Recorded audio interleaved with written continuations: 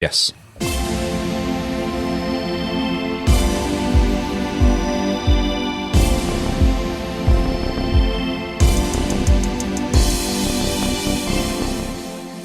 Hello and welcome to the 36th episode of Stop the Press.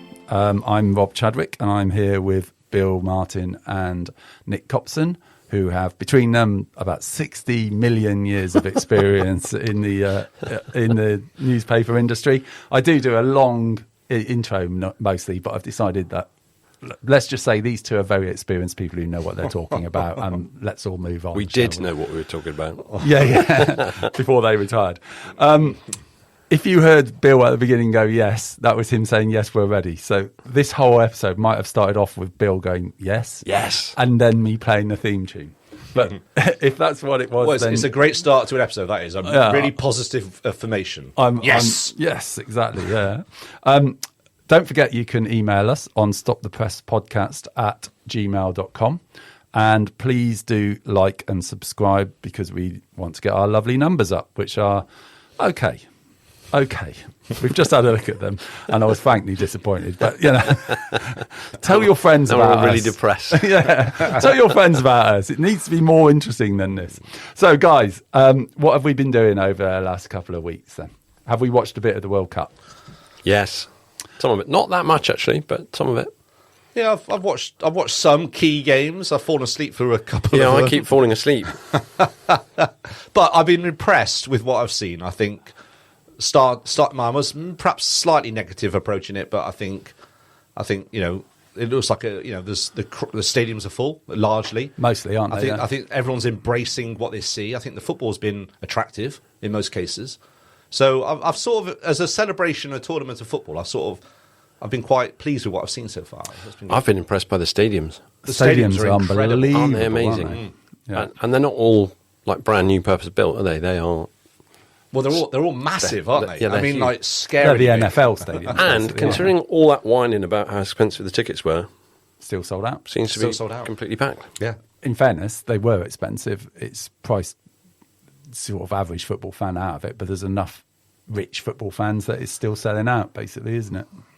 Amazing. Or people who just chuck every bit of money they've got in it just to be there as well. Yeah. So. I've been impressed by the football. That's been pretty good. I've watched 23 of the games so far. Have you? Wow. Yeah. Nerd. Have you set an alarm clock to wake up at 2 in the morning? That's all the ones that are on basically before midnight. Right. That is. And then I've been unimpressed by the silly little parade before every match where they walk onto the pitch as 50 million people all behind a flag. Oh, that's because you're miserable. It looks pathetic. And I've been unimpressed by hydration breaks. That's an absolutely disgraceful thing to do to football. Which I didn't see the most recent England game, only the highlights, but I gather that it was tipping it down, wasn't it? Yeah. And they still had the scheduled water break. Yeah. Right? Which is obvious. It's an ad break, isn't it? Of course it is. For Americans. Why don't they just go? It's an advertisement break. I'm very much of the opinion we should never pander to America in any of these things. I agree. Yeah. Too late. Anyway. Too late. Well, it is too late. Too late. It is. The cat's out the bag now, isn't it? The horse is bolted. I mean, Trump's going to present the trophy, isn't he? Apparently so, to massive boos from the crowd, I'd imagine. I'd be fairly confident that at the next European Championships, right? They've already said it won't. Well, I reckon they could come under pressure, right? I hope Iran win, so that Trump has to give the World Cup to Iran. Oh, that'd be so funny. It would be great, but they've been knocked out already. Oh, damn it. I think it's almost outrageous that Trump has forced himself into that position, really. Historically, it's always the president of the organising committee, isn't it? Presumably he's that to be now, honest, isn't he? There's a part of me He's that probably made himself that. President of the world. I prefer it to be Trump to Infantino. It's two sides of the same coin. They're both a couple of. I just think the idea of him self-importance, just thrusting himself into that limelight. Do you remember a year ago we were talking about? Guy, fine, but it's not overly surprising, though, is it? It's not surprising. I just think it's a little bit outrageous. Do you remember his peace board we were talking about a year ago? Yeah. Which he made himself chairman forever. Yeah. What's happened to that? I don't know. The press have stopped talking about it. Nobody joined it, did they? Well, people did join it, but all the ones that didn't really want peace, all the dictators that were busy annihilating their populations. Yeah. I got hammered on Saturday. Bill got hammered on Saturday. We're both a little bit sort of under the weather here today. Yeah, I had an excuse though. So did I. I was on the Saltash United FC golf day. Fair enough. Yeah. I was 59. I'm Happy in my birthday to you. 60th year on this planet. How's it feel? Well, the same, really. I mean, not different, but it's the first time I've actually thought, blimey, 60. I'll be 60 next year. Do you physically feel it? Because I've known you for a long time, and I can say you're in the better shape than I've ever seen you. Correct. Right? Yeah. But do you feel any knock-on effects of approaching that age? What are your knees like? My knees are okay, but because I've trained specifically to make them okay, if you know what I mean. So, Oh, right, okay. That's yeah, good. They're okay. Good. Physically, I feel pretty good. Fantastic. Good Mentally, for you. I'm a wreck. yeah. That's inspiring. Unrepairable. Did you see the Stephen Bartlett thing about he had 3 glasses of wine or a glass of wine or something and moaned about? Wimp. Yeah. Oh my God. What a wimp, honestly. I nearly used another word then. Yeah. I'm getting quite tired of him, to be honest, and I do see a lot of his stuff on YouTube get served up to me. Oh, he's so annoying. There's so much clickbait attached to it as well. Yeah. He thinks so much of himself. That's the problem, isn't it? Yeah. Well, a lot of people do, unfortunately. Yeah. Think a lot of him. He's done okay. Right. Okay. So today's episode, there's been a lot happening in the news, and we're going to talk about it from both the journalism side of things and also just what's happened in politics, etc., etc.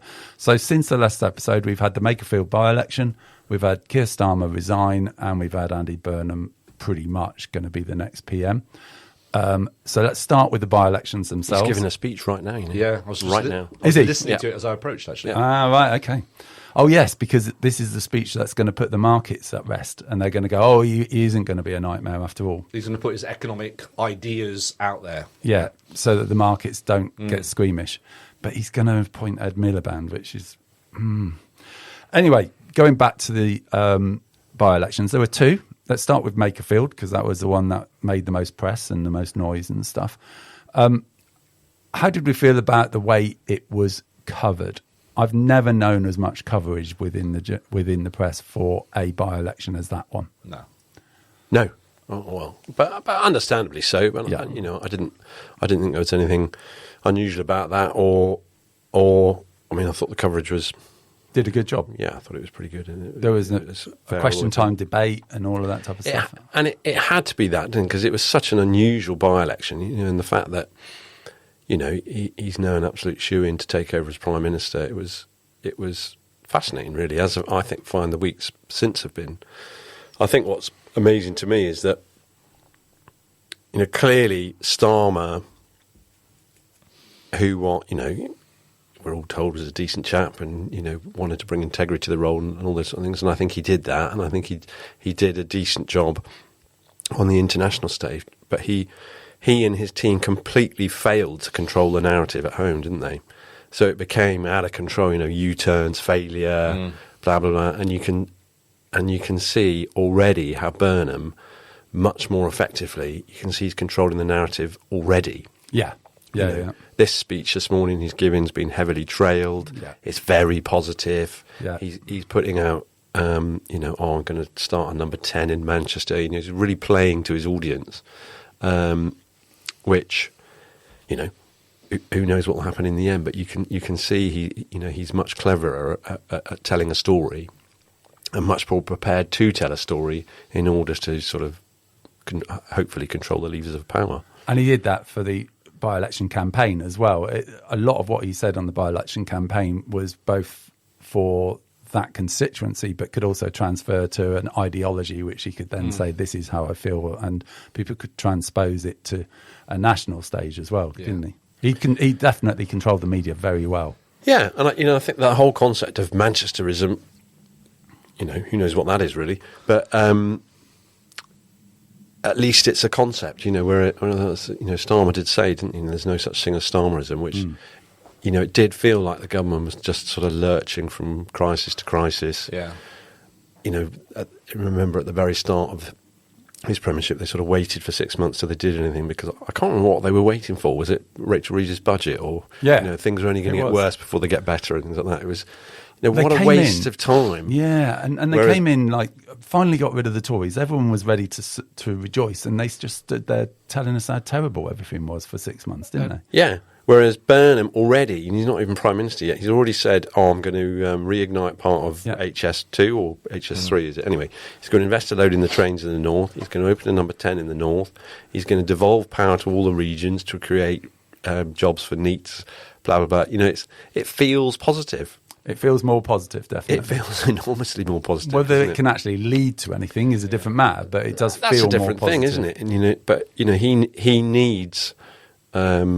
They've got 3 years, haven't they? He's got 3 years, hasn't he, to try and deliver some of that and turn those.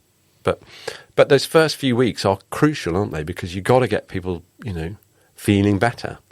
Because otherwise, maybe we'll win the World Cup. Then he's going to have a really easy ride. Well, so we'll be feeling great. Yeah.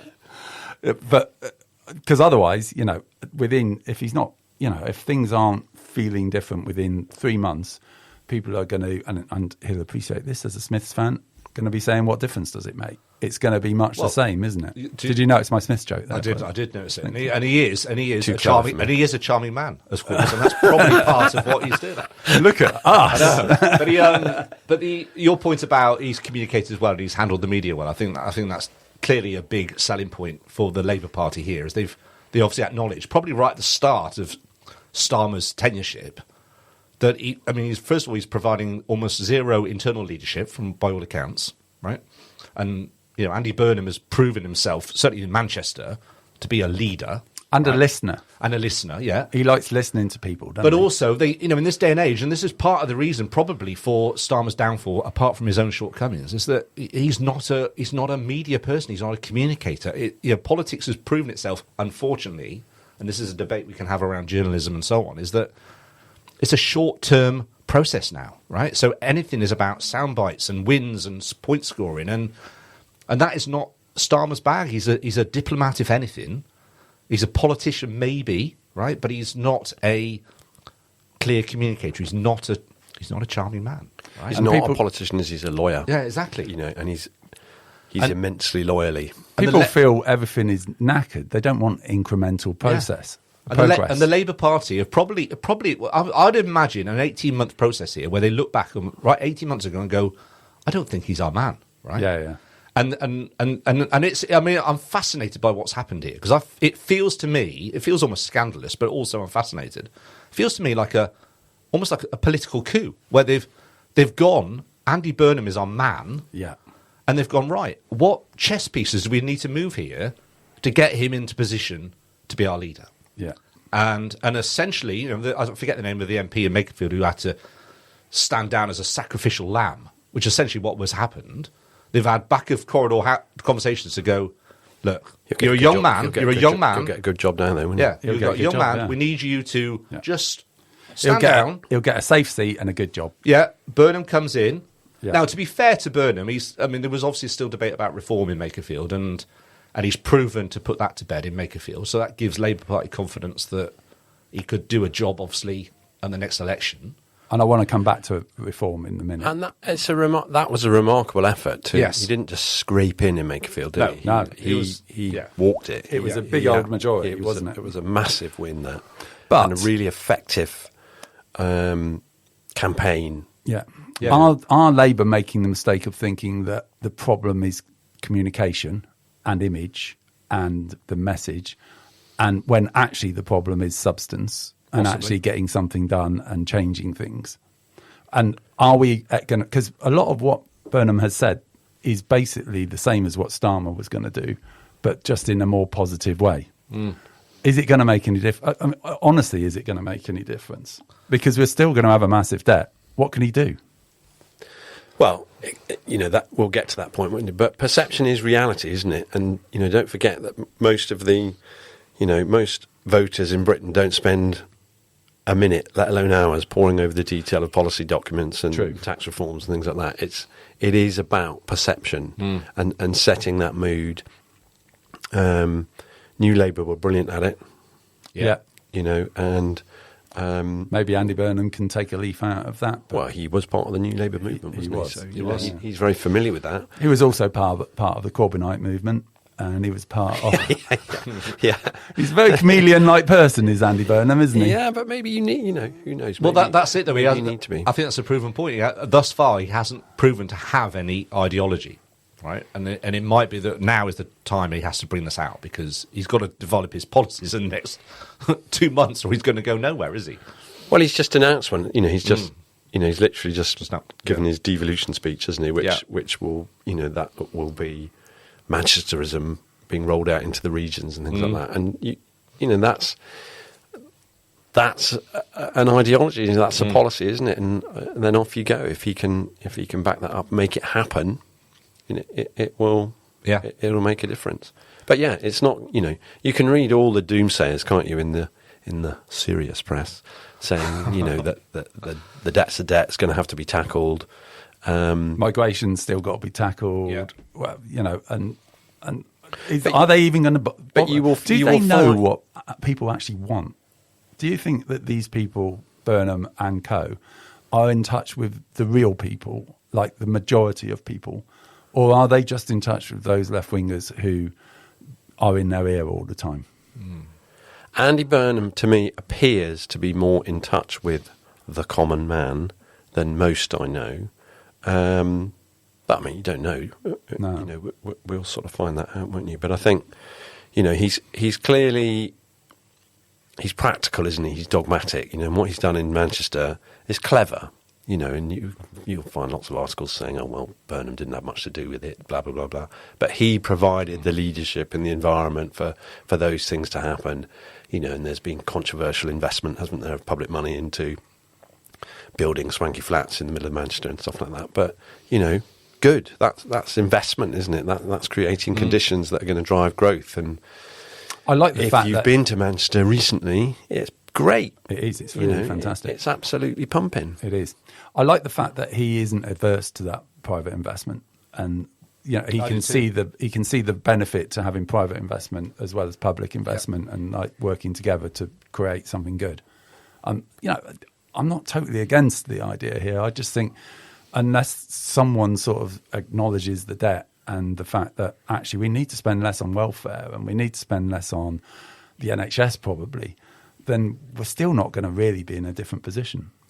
No, but that that's you need time to do that, don't Yeah. you? You need different policies. Is he going to be able to get spending less on welfare past his backbenchers? Well, that's his challenge, isn't he? If Yeah. they're going to have to believe, will they believe? Who knows? That is a difficulty. You can see little changes, can't you? So Louise Haig, is she called, the one who had to resign? Have you noticed her hair change? No, is it not purple anymore? Well, it used to be bright red, didn't it? So, Yeah. But now she's got sort of cabinet ministry type hair. Right, just ready to be a cabinet minister. Well, exactly, and you sort of think she was his campaign chief. Yeah. So she's going to get a good job, isn't she? Yeah. She looks less like, a sort of student politician now, and looks like, that's deliberate, isn't it? Yeah. Something like that. Yeah, Deliberate. absolutely. And having people like her on side is going to be very important to his movement, isn't it? I mean, it's a job in itself, isn't it, to take the party with you? I mean, that's the problem with having a lot of MPs and a lot of new MPs is an opportunity and a curse, isn't it? And Labour is very split. There's a right-wing Labour group that are a bit more centrist and want to be sensible with their economic policies, and there's a left-wing Labour group who want to ignore the markets altogether and just chuck money at things. Yeah. Well, I'd be hopeful that Burnham is somewhere between the two, because he's got to be positive, he's got to be ambitious with the economy, but he's also got to be sensible with it. And he's got to get some of those things done early. Yeah, he does. Yeah, he's got to get the markets on side quickly, the bond market, that sort of stuff. He's got to get them in the right position. Binning off Rachel Reeves probably would be part of that. But the moves off the back of that have got to be the right moves. And that's why I worry about Ed Miliband. Yeah. Well, I don't know too much about his stock there. I mean, obviously, I know former Labour Party leader, but economically, I mean, I think he's worked with Gordon Brown, hasn't he, closely prior to now? Whether that's a good thing or a bad thing. He's probably got the one with the strongest clout in the Labour Party. Yeah. But it's the whole net zero stuff. It's the like closing down anything that isn't environmental. We just aren't in a financial position where we can put ideology above above practical concerns at the moment. We have to make enough money to move the economy forward. And that can't be, right, okay, well, we'll say no to that because it's not net zero. Net zero is a waste of time anyway. We import loads of wood chippings just so that they don't count on our carbon footprint. It's insane. We import coal because if we don't mine it ourselves, it doesn't count on our carbon footprint. It's insane. I don't know enough about that. Well, I do. I can tell. Net zero is an insane drive. It's not worth it. It's you got a it's drill, a bad baby, measure of have you got a environmentalism. drill, baby, drill T-shirt? It's not that. It's just if you're going to... Carbon zero should be carbon zero, what you use, based on what you use. But it's not. It's based on what you mine. And as a result, you can use as much carbon as you like as long as you're importing it. Oh, I see. Right. Okay, I didn't know that. That's insane. That is insane. Yeah. That is insane. Yes. Yeah. We Thank agree. you. We agree with you, Robert. Thank you. Thank you. Great. So, for me, like the Miliband thing, the problem we've got is he will tie our hands behind our backs when we can't really afford to have our hands tied behind our backs. Well, he might not appoint him. We don't know that yet, do we? I think he's going to, isn't he? Yeah, I don't know who else there is, really. Yeah. Well, there's Shabana Mahmood, but she doesn't want the job, apparently. She wants to stay as Home Secretary, doesn't she? Wes, maybe. Yeah, Wes Streeting. I think he's done a half-decent job at Health, though. Well, he's got the numbers in the right place. How he's done it, I'm not sure, but he's done that. So it's it's in his CV now, isn't it? That Yeah. it's good. They've taken lots of people off the waiting list. It's not that they're doing more stuff. You don't need that. Yeah, you don't need that. You don't need that. But that process is but actually, gone I now. agree with that. Yeah, I do as well. I do as well. But it's how it's happened. I bet that's exactly how. But it's that happened. process finished now, so they've got all the people who shouldn't be on the waiting list off it. Yeah. So now the waiting list will just stay where it is for ages, unless they do something really radical with the NHS. So we'll be back in the same position. Yeah, but it's on his record. He's got a story there, so that will stand him in good stead. So coming back to the Makerfield by-election, Reform really underperformed, didn't they? Are we now thinking that Reform are going to be a flash in the pan, or that their popularity can't translate to actually being in government because there's enough people in every constituency that will go, well, anyone but Reform, and will vote for whatever is the best thing that will keep Reform out? I think hopefully people are starting to see sense. But I mean, they had a very poor candidate. He didn't perform at all well, did he? No, he had a poor candidate against a very strong candidate. Yeah. At a moment in time, I mean, I don't think Reform's gone away. I don't think... Farage's position in all this has been odd, isn't it? He seems to have got tied in knots about this £5 million donation. Mm-hmm. Well, quite rightly, some might argue. Yeah. But they remain a one-man party, don't they? It's a protest vote. Yeah. And sometimes I think if someone can come up with a sensible alternative, that's where most of us hopefully will vote in the end. Well, I was going to ask if the ultra right-wing people are drifting off to Restore, which they are, Rupert Lowe's people, and do we think that the more sort of left-wing, right-wing people will drift back to the Tories because they'll see no future with the Reform? I think so. Yeah, I think, and also I think the important part here is that Tories, and especially Kemi Badenoch, is I think they're polling better and better, and she's got a 2.5 year runway now to try and get into that position. Right, so I think you're right. I think the left wing will become where it should be. I think the right wing will eventually back to where it should be. Probably, we're talking 3 years away, of course. And I think Bill's point about Reform being a one-person party, I think is spot on. He's if he resigns tomorrow, there is no Reform, is there? Correct. He tried to give him credibility, obviously by bringing Jenrick in and one or two others, hasn't he? Right.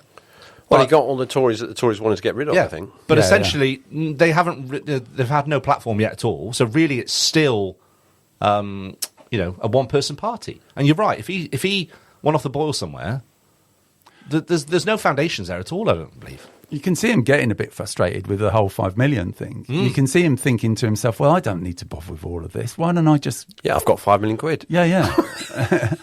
You can see him you could almost see him resigning in the next year or two and just saying, right, I've had enough. He's done it before, hasn't he? Many times. Yeah.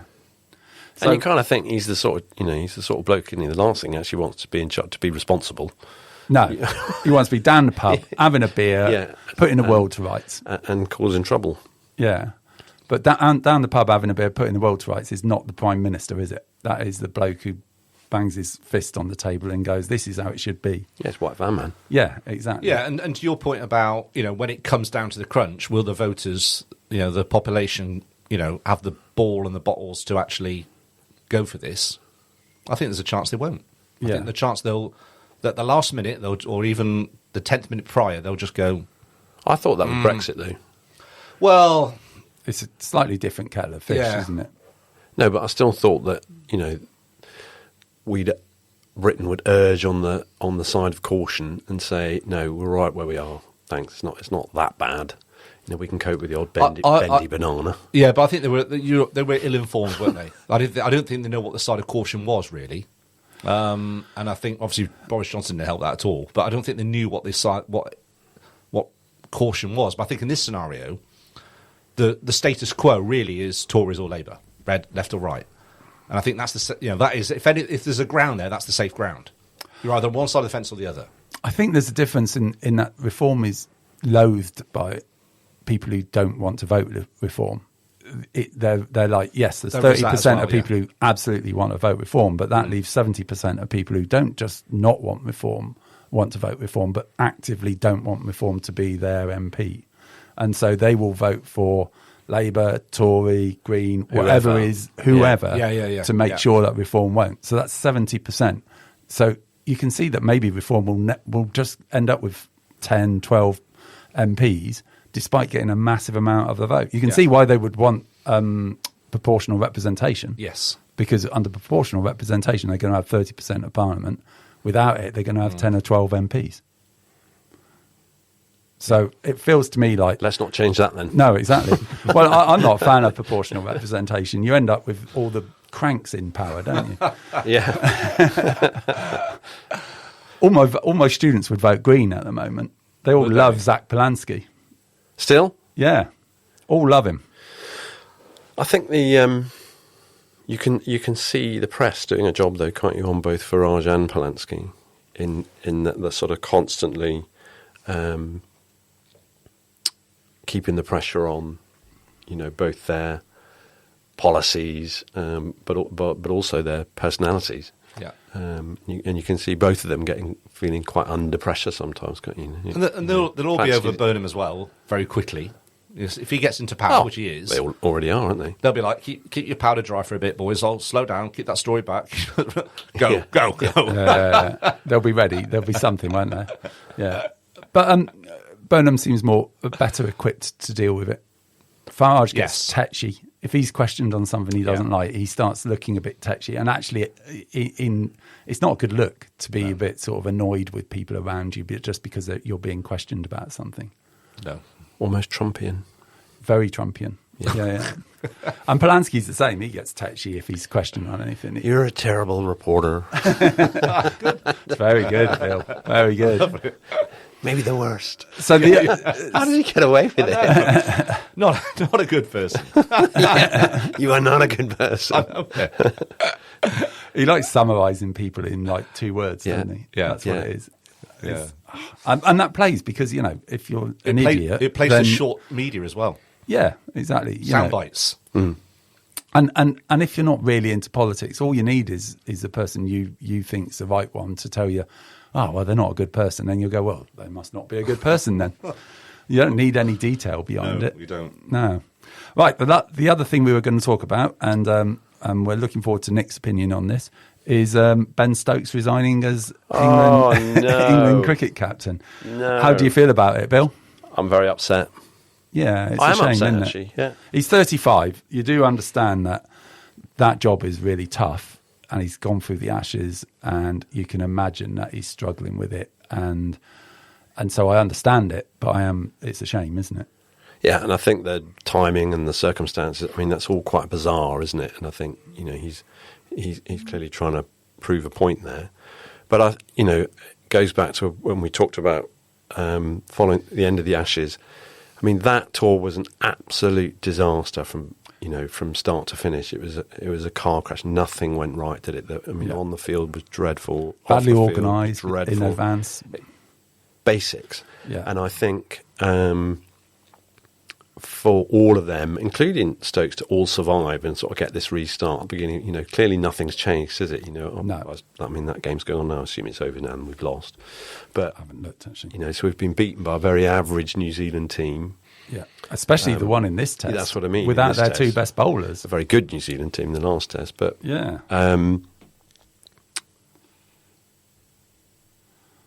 The end of that Ashes series, that was a natural time, wasn't it, for things to be changed up and the team to be rebuilt and things like that. And it felt to me like we were rolling out the same old people and team again. And sometimes you've got to have renewal, haven't you? And it doesn't matter whether it's in sport or in government. Or I think obviously for Stokes it's got too much.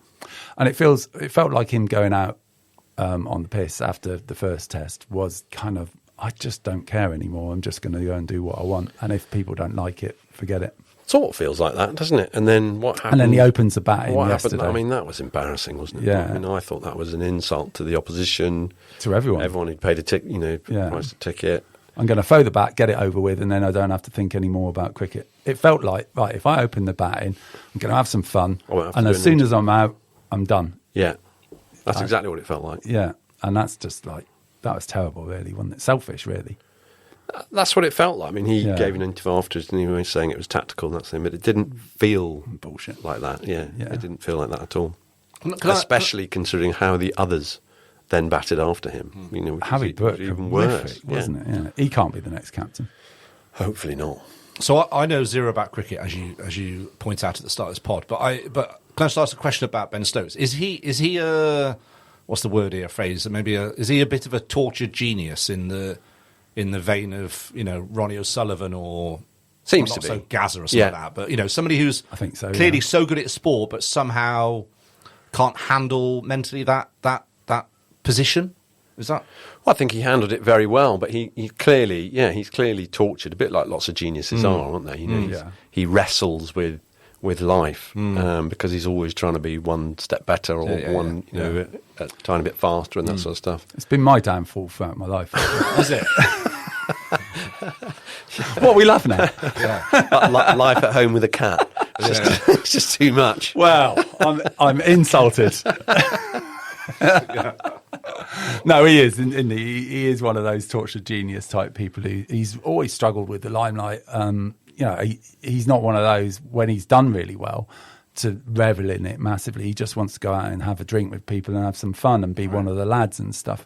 And he's really struggled with the media spotlight, same as Gazza, same as Ronnie O'Sullivan and all of that. Yeah. Okay. Yeah, and he was lucky to get away with that. When he whacked that bloke out the back of a pub, wasn't he? Yeah. He was lucky to get away with that. I don't quite know how he did, to be honest. Yeah. He's a bit like Ian Botham or Flintoff. They're all the same, aren't they? I mean, not all the same, but the spotlight follows them round. So anything that happens tends to be in the paper. Be in the paper, and that makes it all worse, doesn't it? But absolutely, yeah. I think there's more to this story, but it felt. My brother texted me when Stokes was batting. He says, this feels like the fall of the Roman Empire. It did feel like the whole thing was falling apart, didn't it? Someone's got to build it from the ground up again. Can't imagine that McCullum and Key will. McCullum's got to go without a doubt. He must have signed that off yesterday. I mean, it was the worst thing I've seen on a cricket field in 55 years of watching England cricket. I don't know what was going on out there. Yeah, I thought you'd be annoyed. I watched it. I thought, what on earth is going on? I was embarrassed. Just going out and swinging. We've got a test match to save. It's like, and he's behaving like it doesn't matter. To draw or win. Exactly. Exactly. We're 6 wickets down at that moment, by the way. Smith has dug in with Atkinson. Oh, very good. But we're still going to lose because that's 12:30 and they can keep batting until 6:30. So we're not going to, it's going to be a defeat. So who's the next captain then? I've got no idea. I mean, I assume it'll be Harry Brooke, but I would worry about that. If I was whoever's the chief exec of the ECB now, I'd be thinking very long and hard about that. I mean, for one, he is definitely one of the best batsmen in the world, if not the best or most talented, I'd say. I feel like he's throwing it away nearly every time he goes out to bat because his head's so scrambled by the current management. So he needs a time where he's not captain with new management who are he needs to helping make him runs. to find his way back into being a run He maker. needs to make runs. Yeah, Could Joe Root do it again or not? he might, but I don't think he really wants he to, might does he? have to, no, and he's not a great captain. No, he didn't enjoy it, and He's a great man. yeah, And another great batsman. I feel we need a Graham Smith moment. Do you know what that means? What's that? South Africa appointed Graham Smith, I think, when he was 23 and had barely played for South Africa. They gave him the captaincy, and I was thinking the same. He rebuilt a team from that point. Right. I think I wonder if there's someone the out whole there. side needs rebuilding Yeah. anyway. I wonder if there's someone out there in county cricket who is ready, who hasn't really played for England or has only played a few times, but is already a good captain, and we just say, right, okay, we'll stick with that person. And we just put someone new in as a captain, and they build a completely different ethos. But McCullum's got to go, and I believe Rob Key's got to go, as he's facilitated the whole thing, hasn't Yeah, he? I totally agree. A new broom is required. Yes, indeed. Yeah. Very much so. So, thank you for listening, everybody. Will you please like and subscribe our lovely podcast? We would like more likes and we would like more subscribes, please. Don't forget to email us on stopthepresspodcast@gmail.com. And we will be back very, very soon with some guests. Who've we got coming in, Nick? Well, they're not confirmed yet, so I don't want to... All right, we better not mention it then. We've got Lewis Hamilton. yeah. But we're hoping to record on the 20th of June with Chris with our World Cup sort of review. So that'll hopefully be coming up soon. And if not, we'll get Chris in August, September, and we'll have a little pre-season, what's going to happen this year with Argyle and all that type of stuff. But look out, there's lots more coming on Stop the Press. And we will see you soon, people. Goodbye. Ta-ra for now.